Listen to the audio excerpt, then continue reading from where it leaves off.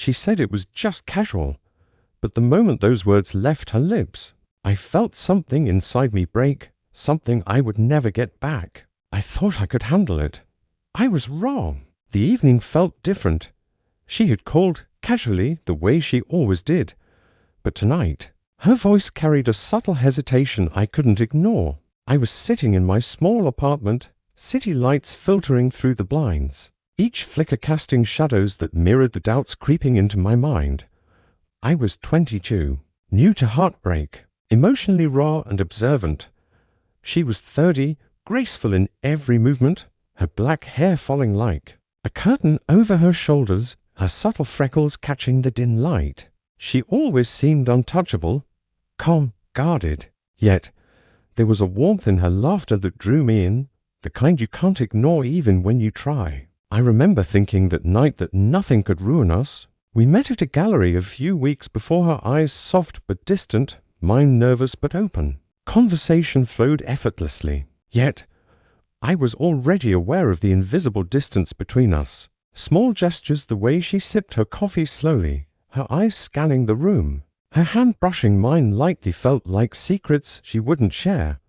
That night, she said she wanted to meet casually. No plans, no expectations. I nodded, smiled, tried to convince myself that casual could work between us, but deep down my heart whispered warnings I couldn't ignore. We met at a small cafe, the kind with dim Edison bulbs and the smell of fresh bread lingering in the air. We laughed, talked, shared fragments of our lives, yet, between the words, silences stretched longer than usual.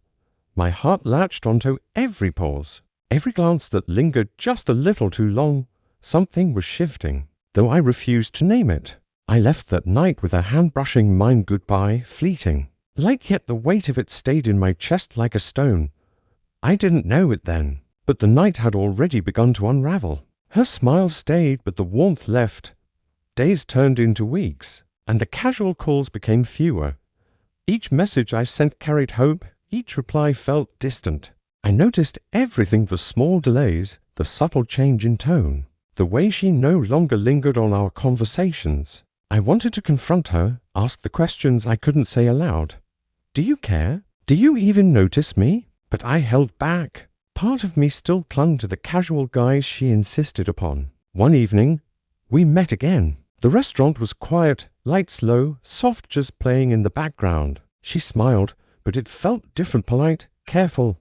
I tried to bridge the distance with stories, with laughter, but every attempt felt like a shallow echo of what I remembered. Silence became our language. I began noticing the tiny things, the way she tucked her hair behind her ear, the subtle tapping of her fingers, the moments she looked away mid-sentence. I realized I wasn't just losing her, I was losing the version of her I loved. I couldn't tell if I was imagining it or seeing the truth. She called one night, casual as always, but something in her tone made me freeze. Not casual at all. There was finality there, a soft inevitability. We met for coffee. She talked about her life, her ambitions, small victories. I listened, but my heart sank further. Her world was expanding, mine had stopped at the door of that cafe.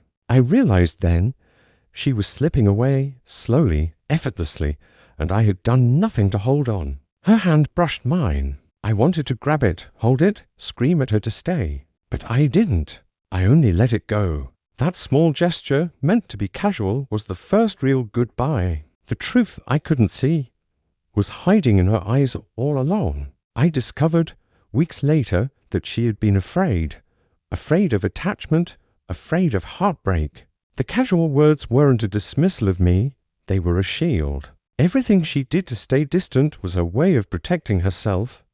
I sat in my room, understanding this too late. Every laugh, every touch, every silence suddenly had a new meaning. I had misread her caution for disinterest, and in trying not to scare her, I had pushed her further away. Regret poured in, heavy and unrelenting. My heart knew the truth. I had loved her fully, but the timing had betrayed us both. Some words are never said, and some people are never forgotten. Months passed. Our paths crossed occasionally, smiles exchanged, polite hellos. but everything else remained silent. I would replay moments in my mind, the way she laughed when I told a story, the brush of her hand, her gaze that lingered longer than it should.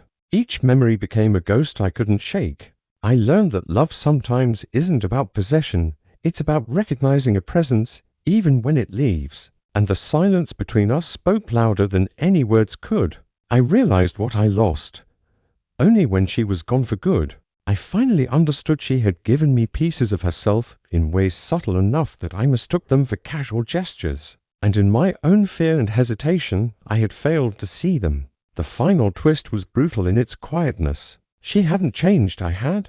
I had missed the chance to love her fully, and that night, that casual night, became the permanent fracture in both our lives. Some nights never end, they echo forever.